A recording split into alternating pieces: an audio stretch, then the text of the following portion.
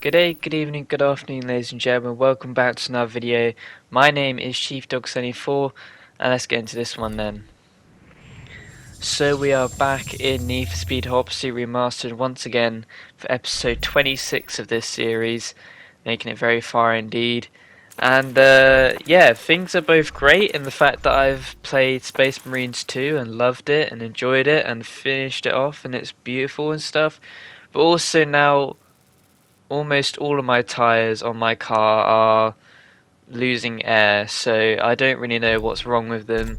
We're going to be checking it tonight and see if I need to get new tyres on all of them, which would be very expensive. But nonetheless, in this campaign, we've progressed 56% of the way through.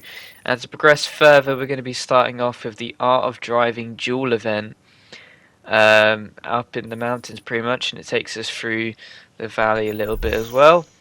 Now we could either go with the Carrera GT, the German car, or the Aston Martin 177. And of course, because I'm British, I went with the British car. Here we go, Aston Martin representing them.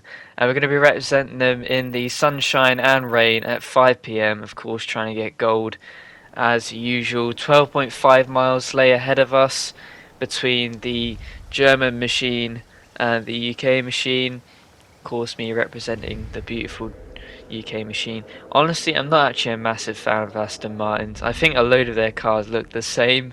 Some of the more recent ones look a little bit different, but they are pretty elegant and nice, I guess. And it's cool they're synonymous with James Bond, but in general, I don't really care much for Aston Martin. But we have used the other Porsche Carrera GT quite a lot, whereas this is a completely new car, so may as well use that as well. But anyway, we start off both in our silver cars going up in the mountain with rain splattering off the tyres and continuing to drive through the mountain. Plenty of twists and turns on this course, at least at the start.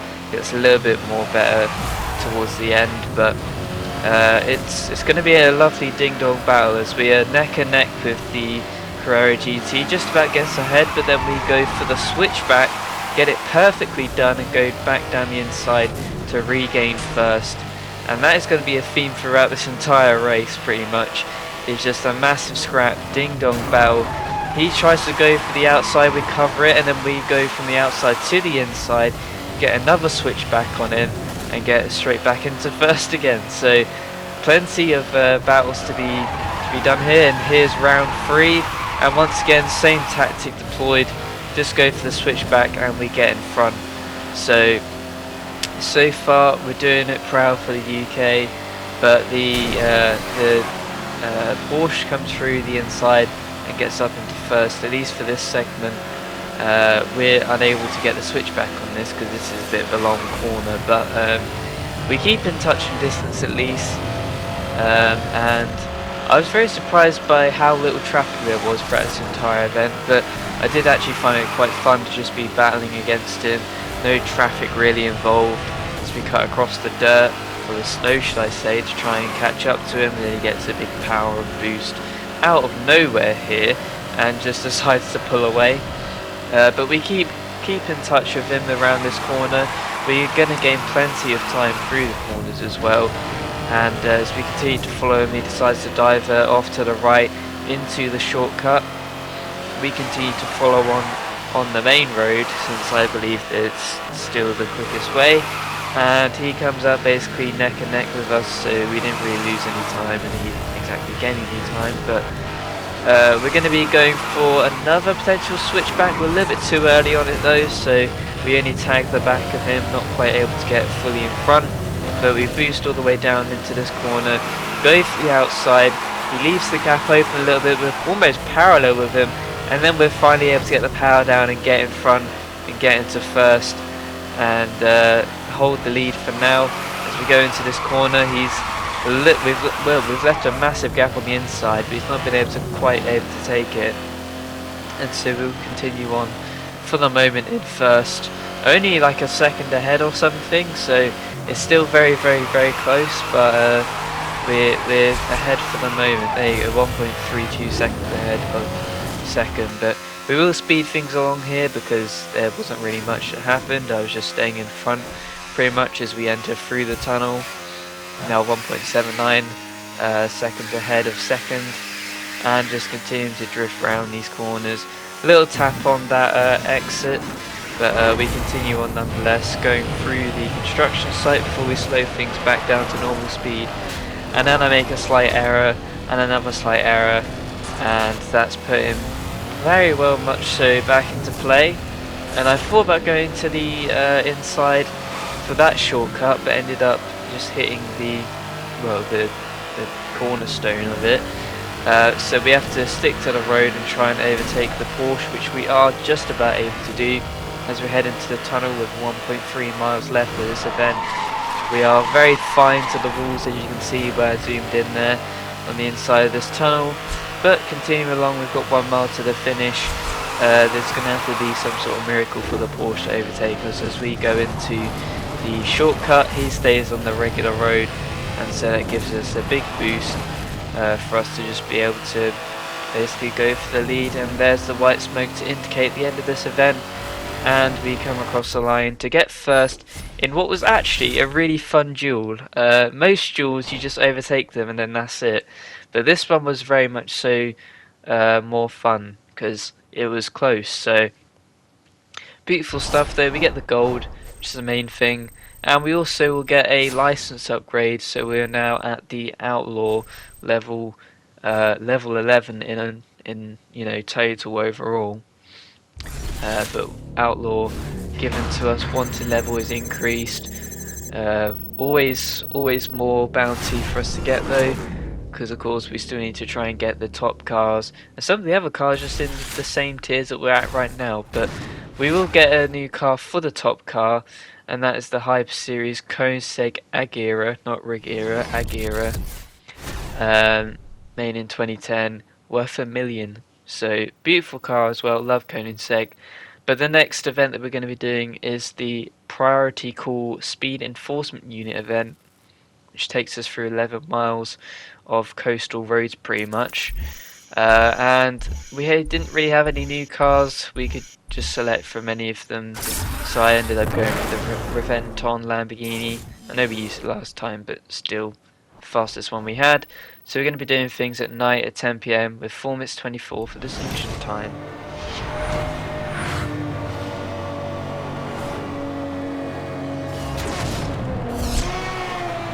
Central to all units, officers require assistance on Coral Bay Drive.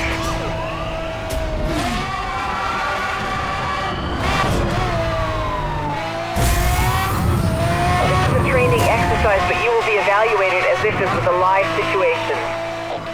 So in the cover of night we will continue to try and get to our destination as fast as possible. Of course this time if we make mistakes by hitting barriers and such, we are going to get, you know, costed for it. And speaking of barriers, we're going to turn in on the inside of this corner, hit the barrier a little bit and then hit the outside barrier and finally get a penalty for it. Some of the hits are a little bit weird for when you get given a penalty and when you don't get given it, but we did on the exit, which is, you know, fair enough, my mistake. Anyway though, we continue on through the Waterfall Road. It's Foxlair Pass, I think this place is called, I can't remember the name.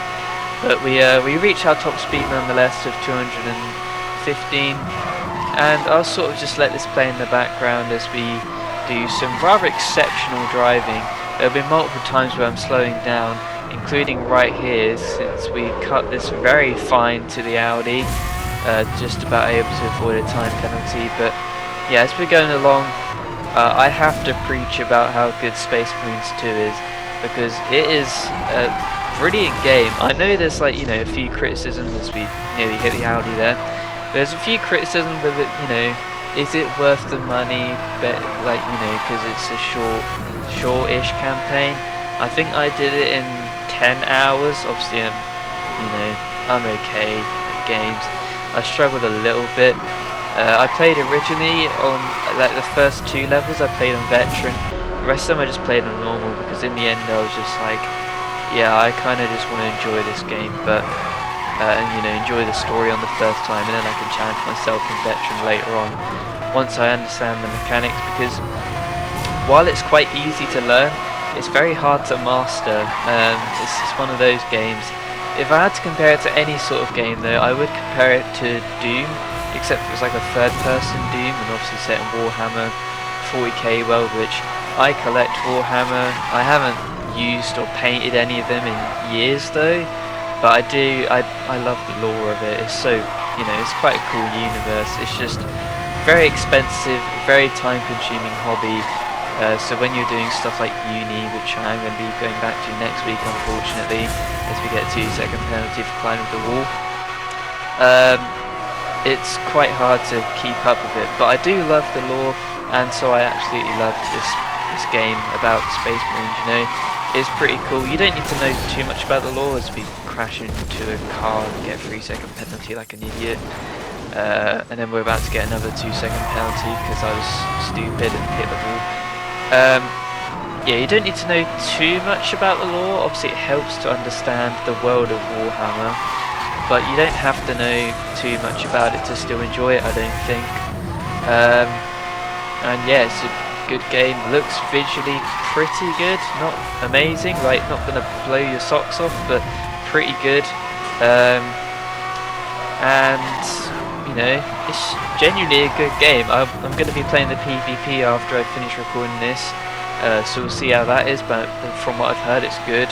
The operations, which are like missions which you're supposed to do with, you know, friends and stuff, and they are based at the same points of the campaign. I think that's a really cool idea, and so I'd like to do them. Hopefully if I can get some other people to get it with me, that would be cool. But I can't say how much this game has been so enjoyable, so yes, I would definitely recommend it. And yeah, there you go. Thank you for listening to my TED Talk about Space Marines 2. Anyway though, we have got distinction on the priority call event. Not too bad, we made a few mistakes, but it was pretty clean in other parts as well. And we comfortably got the win anyway. But against all odds, Hot Pursuit is the next event that we're going to be doing in the exotic series, that is. So we're going to be driving the Reventon Roadster, which we will be given to Unknown in a grey Bara, which is the only colour we had available. But we're going to be doing things at sunny conditions at 2 PM, and yes, you see that right, 0 weapons. We're in a hot pursuit in 12.6 miles with 0 weapons. Let's see how this is going to go.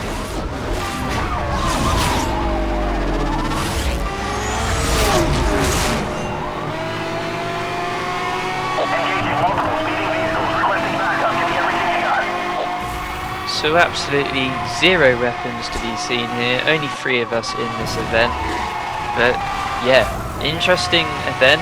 It seems quite challenging, but spoiler alert, it wasn't actually that challenging. But anyway, we're going to be continuing nonetheless. So we start things off just going through the shortcut in the house, able to get in front of at least one person and a few cops, and just continuing to follow the Pagani Zonda as we head around this corner. A roadblock is then deployed in front of us. I just about react to it and get through, helped a little bit by the Pagani checking up one of the Panameras to give me a bit more space. But speaking of space, we're going to be going across the beach here because it gives you a massive shortcut going through here. I would have liked to use this shortcut earlier in some of the other early episodes, but I kind of forgot about it. But it is honestly one of the best shortcuts in the game because it will give you, you know, a massive advantage. Like, look at the minimap, we are way ahead. Obviously the other cars have now re-emerged onto our minimap because they have rubber banding to make it a bit more close. But yeah, if you're like online and that option is open, then go across the beach because you skip a lot of the road. So there you go, that's my recommendation from a player who has 250 hours in this game. But anyway, we're going to be going through this roadblock once again. 7 miles to go and still no weapons, of course. But we're going to speed things along again because like the cops just weren't near me at all, pretty much. I mean, they were close enough to where if I made a mistake then they'd be there, but I didn't make any mistakes, so they weren't really there. So it was quite an easy easy part of this event anyway. But we continue on, turn around the corner, and there is a roadblock to contend with, but we just go straight through it. A little bit slow from it, but nothing too bad to be honest. We're completely fine still. It does allow them to catch up a little bit, but this is about as close as they got throughout the entire event pretty much. They really didn't have an answer to our pace. I don't know what to say. We speed things up again. We're 3 miles into this event now. Or we've got 3 miles left, should I say, in this event. And now, only finally, once we come back onto the road, do they call in a helicopter, which would have potentially slowed me down and really screwed with me. But we speed things down back to normal speed. We've avoided the roadblock by going into the shortcut, so a bit of a stupid placement from their side. And the helicopter is just racing up ahead. I mean, you can just about see it there. We've got a mile to the finish, so almost finished this event already. And the Lamborghinis are sort of close, but again, just not close really to do anything. We're definitely not going to be crashing out of this, that's for sure. And the helicopter didn't even do anything in the end, because there's the white smoke, and there's us across the line, and there's us in first and winning this event. So, against all odds, ended up being a really, really, really easy event. But like I always say, it doesn't matter because we got the gold in the end, and that is the main key objective. We got the gold.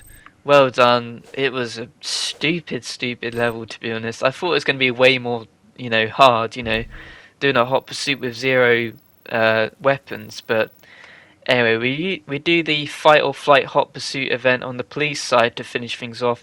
I can say this one did actually use some weapons, and more importantly and more funnily, it did actually use the special response unit. So some of the fastest cars in this game, some of them I've not seen before, I think some of them from DLC packs, but the first one we're going to be using is the CCX from Koenigsegg. Beautiful, beautiful car in sunny conditions at 12 AM, 7 busts required with 4 spike ships, 4 roadblocks, 4 EMPs and 2 helicopters.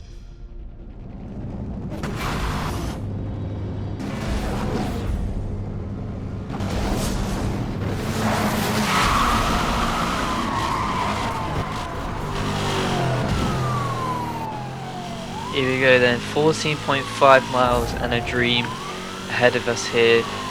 We have 7 busts to get, of course. All of these cars are either Koenigsegg's or McLaren's or Bugattis. Very fast cars. We've already reached 218 miles per hour. It's going to be a very high octane pursuit. But all of a sudden one of them has dropped behind to try and get an EMP on us, but we're going to be starting to get an EMP on one of his mates, which we do actually connect with. His EMP does hit us despite my best efforts to try and spike strip them. I do get a spike strip bust already though, which is pretty wild, but yeah, wasn't quite able to do it. And then we get EMP locked again, so I have to take to the more wider part of this shortcut, which does at least get rid of the EMP. We try and call in the helicopter, which you'll see will do absolutely nothing. The helicopter was useless in this event. We continue on though nonetheless. We got another EMP lock on. We chuck a spike strip, it gets locked onto the wall and sort of bounces upwards. Still manages to hit its target, which is good. But the helicopter is the one thing that's not hitting its target because it's just stuck there for some reason. I have no idea what it's doing. It's been so stupid and annoying, and I hated it so much during this event. And so that's the helicopter wasted pretty much. We do at least have one left, so that's decent I guess, but we get a bust anyway onto this next Koenigsegg, which does help our progress. That gives us 2 busts with 7 needed in total. And so we continue things along here, EMP locked. The roadblock unfortunately on the other side of the road, so it doesn't actually do anything for us, which isn't great. We have a traffic collision ahead with this Bugatti though. I try and take out our attacker, do get a bust, but can't quite take out the attacker with the EMP. And so we do get EMP'd here, which has taken a lot of our health and spun me out. We have called in the helicopter though, so hopefully it can do at least some work for us as we continue to try and, catch back up to them and try and get some of these busts going. We do finally catch up to them, so we lock on the EMP onto one of them, and we do get a hit, which does get the bust, which is good for us. The helicopter has actually laid the trap, and it has actually connected, so well done helicopter, you did your job. We get a jammer though in the end, and well, most of them are quite weak, but things are not looking, well, things are looking alright actually. But the one thing that's not looking alright is this helicopter. What is it doing? What is it doing? Look at the minimap. What is it doing? Where's it going? Just follow us, please. And he doesn't. He doesn't. So the helicopter's once again wasted. That's no helicopters. I don't know why they're so bugged in this event. We do get a bust at least with the EMP, and that takes out one of the McLaren F1s. So that just leaves one McLaren F1 left, and also a Bugatti Chiron or Veyron? I think it's Veyron actually for this time period. Again, this game came out like 10 years ago, so. But we do get the bust anyway on the Bugatti. That is him done and dusted. Only one guy left. We chuck out spike strips behind as you'd expect, and that is him done and dusted. The whole race busted, and well done to us in the fight or flight event, as we're a little bit looking at the wall. There we go, finally locked onto the person. Done in 3 minutes 17, and the distinction awarded to us, so good jobs overall. But what an event. For some reason the helicopter was so stupid throughout the entire event. I don't know what he was doing, but we still managed to do it without his help, really. I mean, he only hit one spike strip out of 2 helicopters. Not great, but we do get at least a new car to calm myself down. And that new car is the McLaren MP4 12C for the speed enforcement unit. So another car added to the collection. Quite nice to see this added to us. But that's going to do it for today's episode, guys. The next one might be on Thursday. I don't know. I'm going back to uni. You know how it is. It's going to be very tricky to upload. Probably only expect 1 or 2 videos a week on either series. But anyway, this has been Chief Dog 74. Hopefully you enjoy. Give me a like, comment, subscribe, all that good stuff. Until then, it's been Chief Dog 74, and I'll see you guys next time.